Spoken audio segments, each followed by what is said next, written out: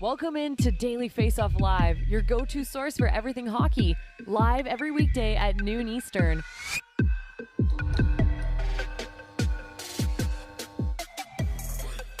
What is going on? Welcome into Daily Faceoff Live, a Tuesday, March 7th edition. He's former NHL netminder Mike McKenna. Mike, how you doing? Just feeling black and bleak in post-deadline mode. Black shirt, black hat. Let's bring it today. Come on. Yeah, I'm deciding not feeling black, dude, I'm just playing around. It kind of feels like my soul after the trade deadline. I need some sleep, either that or the bags under my eyes. I'm still kind of recovering. So I feel like I got hit in the face by a 2x4 over the last number of weeks. Yeah. But let's throw 2 minutes and 30 seconds up on the clock and let's talk about that, because we've still got a few deadline topics to wrap up. And that is, when you take a look, Mike, at some of the players that were added for mid to late round picks over the deadline period, and there were lots of them, who stands out to you as a sneaky deadline addition, someone that you think can make a bigger impact than the price that was paid for him? You know, I really like the Minnesota Wild picking up Oskar Sundqvist. And, you know, for a fourth round pick, to be able to get a player whose salary isn't very high, didn't cost a lot. Essentially, Sundqvist is supposed to come in and replace Jordan Greenway on that third line, play alongside Marcus Foligno and Frederick Gaudreau. And he's going to be a lot to handle down below the goal line, man. This is a heavy player who is capable of playing center. I think he's going to factor on the wing more so for the Wild. But he's got a reputation of being someone who not only plays hard, but is a great teammate, knows how to win. He was a Stanley Cup champion with the St. Louis Blues back in 2019. And if you talk to anybody who played with him on that team, they'll all say how important he was, how versatile Sundqvist was for the Blues. He can skate, man. 6'3", 220, he can fly. And even this year in Detroit, he did play a decent amount of penalty kill. He averaged about a minute per game there. And you can stick him in front of the net on the power play if you're looking for somebody to stand in front, take the goalie's eyes away, tip some pucks. So I think Sundqvist looks like a great pickup for Minnesota. He has experience, and I think Bill Guerin hit a home run with that deal. Okay, so I'm going to give you a hot take and say that he's not even the best player that the Wild added for a fourth round pick at the deadline. I would say that would be John Klingberg. When you take a look at the price paid for Klingberg relative to Sundqvist and some others, the fact that they were able to get him essentially for a fourth round pick is still pretty impressive. But to me, that's not the sneaky deadline addition. People were all over the Carolina Hurricanes saying, Mike, they didn't do enough during the deadline period. This is a team that took a flyer on Jesse Puljujarvi. And for me, I think Shane Gostisbehere adding a 50-plus point defenseman this season for basically just a third-round pick in 2026. Like 2026, half this team might not even be here by the time that pick is made. And Gostisbehere steps immediately into the Carolina Hurricanes lineup Sunday, 3 points, all on the power play. And you look at his impact on the score sheet, not just there, but also think when you take a look at that Carolina defense and how it's slotted out, even if he's playing third pair minutes for you, I think he's really improving your team from that perspective. So I love the addition of Shane Gostisbehere for just a third round pick, and let alone the fact that it was in 2026. To me, I think for a team that's been best in the NHL since January 11th, that they didn't really need to do a whole lot. But we'll talk more about the Carolina Hurricanes coming up in our inbox question of the day. Mike, I want to ask you about the teams that were definitive in selling. When you take a look at the St. Louis Blues, the Washington Capitals, the Nashville Predators, and some other teams that made a bold stance to say, we're not buyers, we're not in the mix, we're going to sell off as many pieces as we can. Which team do you think did the best job reaping the rewards and bringing in as many assets as possible? Well, I was really impressed with the job that Brian McClellan did with the Washington Capitals, Frank. I mean, he gave up 4 pending UFAs, Dmitry Orlov, Garnett Hathaway, Lars Eller, Marcus Johansson. All 4 of them are over 30 years old. They didn't have a future with the team, it looked like, at least on paper, trying to get extensions. So in return, they managed to get 2 seconds, 2 thirds, and a first-round pick out of Boston that they ended up flipping to get Rasmus Sandin from the Leafs. Now, a 23-year-old defenseman coming into his own, under team control, a $1.4 million contract next year for Sandin. He's been great so far for the Caps, 5 points in 2 games. He's going to get paid down the road, but they had to address their blue line. So they not only got picks, they also got a quality player in Sandin. Yeah, they had to give up a 5th-round pick to Minnesota to help broker that deal with the Leafs. bring him in. But I thought McClellan did a really good job of setting the team up, not just with picks, but also with grabbing a defenseman that's going to help that team presumably for a long time. Yeah, for me, it was the Sandin transaction where they lost me because I think they overpaid. If you look at the Leafs and what they were building toward with these playoffs and all of the defensemen that they were beginning to acquire, they kind of flipped them at the exact time that they went out and traded for Luke Shen and traded for Eric Gustafson and, all the so I don't know that Brian McClellan had a complete picture of exactly what was going on in Toronto with their back end. But what's pretty clear to me, Mike, is that the Leafs were expecting to make Rasmus Sandin a healthy scratch these playoffs. And so rather than broadcast to the rest of the league, this is a guy that may or may not be in our lineup come April and May, well, let's trade him now for a first-round pick and really capitalize on the value of the asset at this exact moment in time. So had the Caps waited, maybe they were able to get him this summer for a lot less of a price.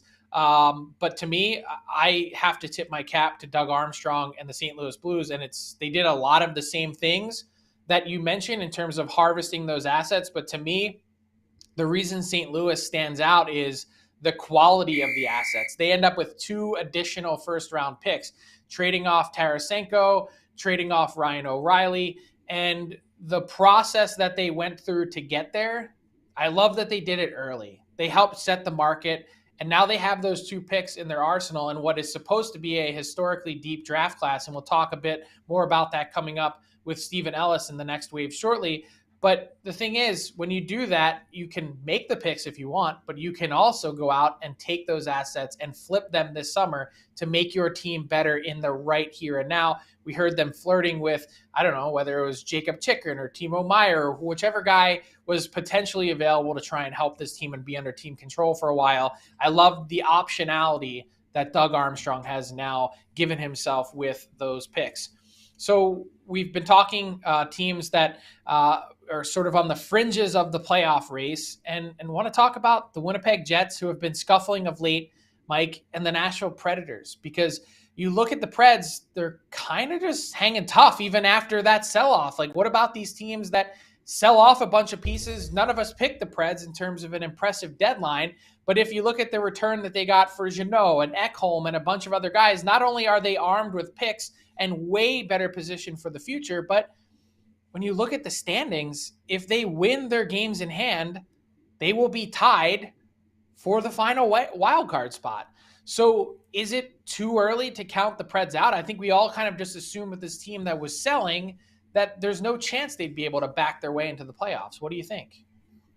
Yeah, I think the Preds are out, man. No matter how you look at it, the standings tell one story, but when you look at strength of schedule from here on out, Preds just played 7 of their last 10 games against non-playoff teams, and 14 of the remaining 21 are against teams that are in the playoffs. It's going to get a lot harder for them. It does help that they have games in hand, but you're also going to be depending on young talent. Can Tommy Novak continue to go above a point a game? Can Yossi and Duchesne carry the mail as the veterans? Can the young players like Glass continue to build up theirs? So they've always been goalie dependent in Nashville. I don't think that they're going to be able to get there, and especially when you compare them against the Jets. If that's a team that we think maybe has a chance of falling out, 10 of their last 18 games they play against are against non-playoff teams. There's an easier path there, and the Jets already are higher up in the standings. So I think the Preds are done, Frank, barring a major winning streak here against really good teams.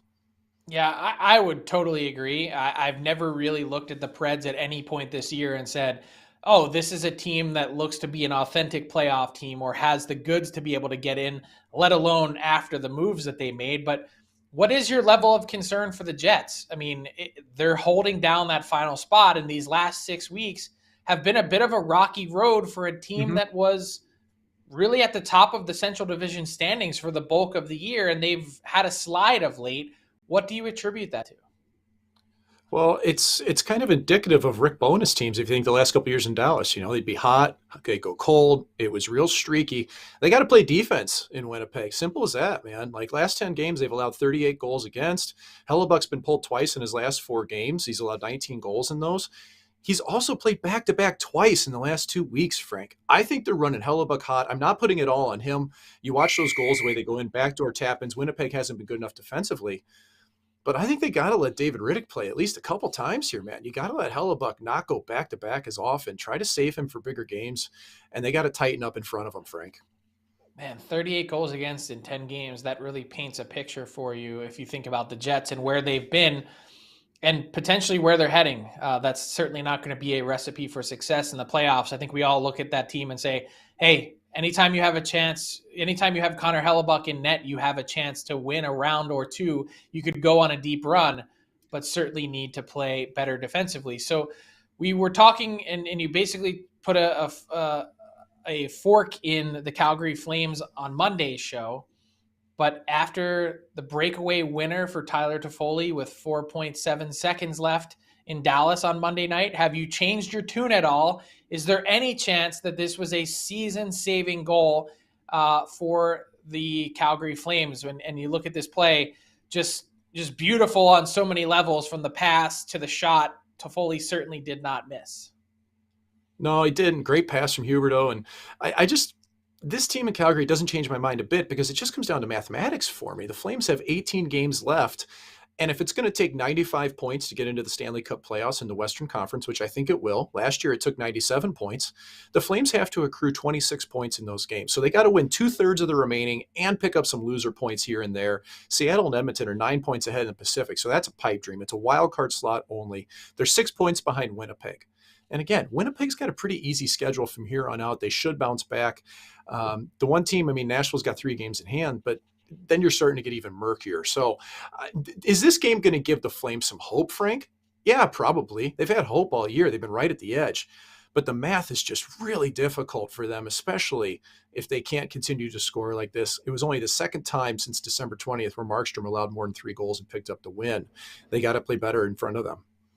Yeah, it's a 97-point pace that the Flames would need in order to get in, because the Jets are on pace for 96 and they hold the tiebreakers over Calgary at the moment. Again, there seems to be a consistency issue with these Flames, doesn't there? Like, they have these moments all season long where they actually play pretty good, and either they don't get the goaltending from Jacob Markstrom, which most of the time has been the issue, or they're just so mentally fragile that they have a lead in the third period and they find a way to cough it up. And that's been the story of their year. Well, they haven't really had an identity all season, which is crazy because Darryl Sutter's teams typically do. And they just haven't come together. Like, I don't think they're having a lot of fun in general. And that goes with winning. If they were winning, that would cure everything, Frank. And, you know, we blame this on goaltending as much. And I still look at Kadri, who going into last night's game, 45 points in 63 games, Huberdeau, 40 points in 60. They haven't lived up to their contracts either. So there's been a lot of that going on in Calgary across the board. And I think they miss Oliver Shillington. They haven't had him all year. The depth on the defense hasn't been quite the same. I think he would have been a big difference maker for him. Yeah, it's been one of the underreported, under-talked about stories of the year to this point, is taking a top 4 defenseman from a team that was pretty good last year and having him sit on the sidelines in Sweden all year as he deals with a personal issue. Just to put a bow on the playoff talk, which 2 teams do you end up being the 2 wildcard teams? It's tough because I don't think Colorado's going to stick around in that slot. I do think Winnipeg could end up there. I think you're probably looking at Winnipeg and in all likelihood Seattle eventually dropping down, I think, because I think Edmonton will slot into the top 3 in the Pacific. Yeah, totally agree. Those were the 2 teams that came to mind for me when looking at the current race in the Western Conference. The fun part is just over 5 weeks remaining in the NHL's regular season. Plenty of time for some change in that opinion as well. Let's get to the next wave this week with our guy, Stephen Ellis.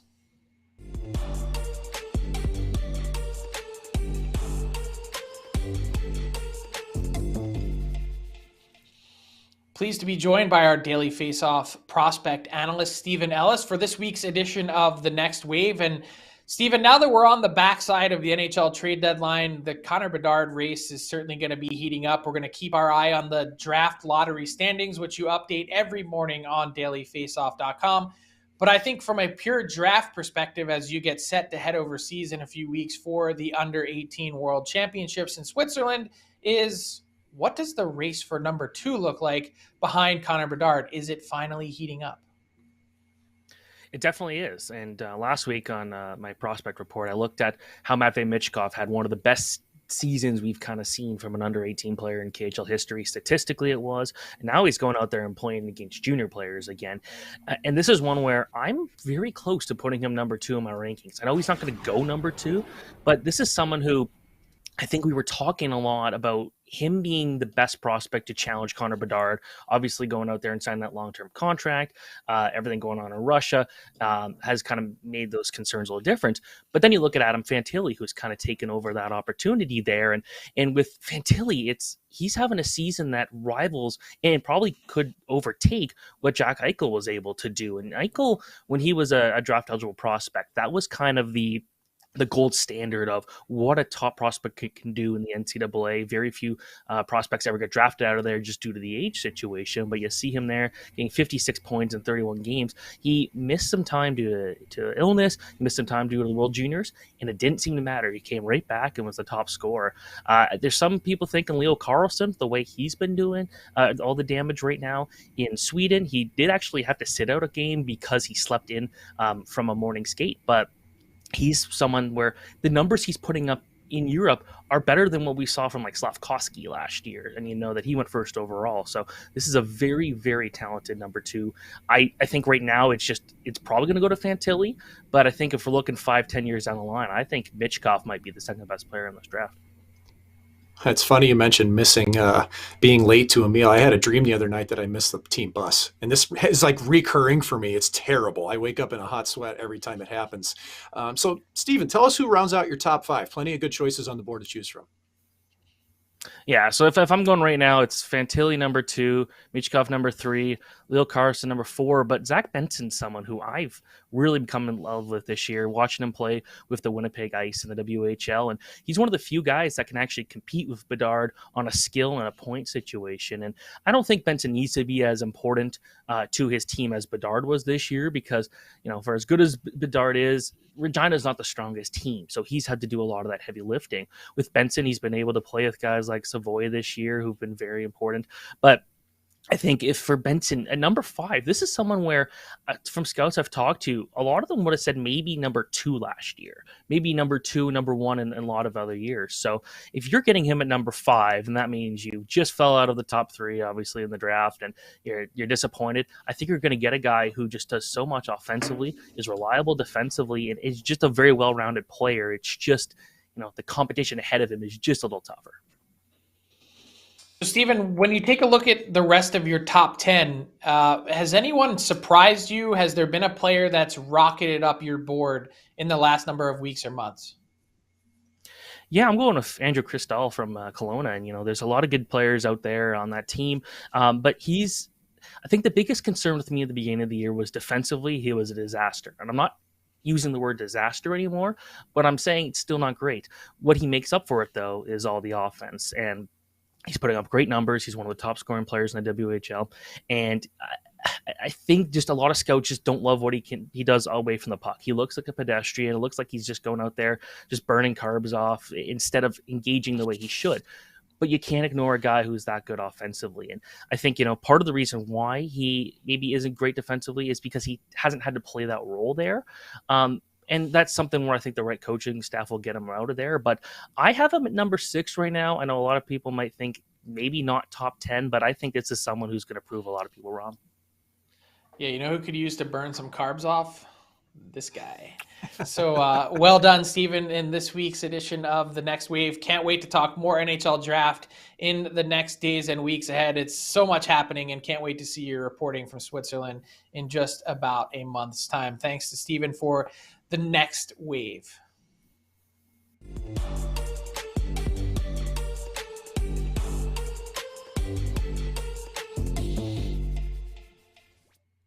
All right, Mike, time for our hashtag AskDFO inbox question of the day. Hit us up on Twitter, and our guy Jeremiah, who's in and active on our chat on YouTube.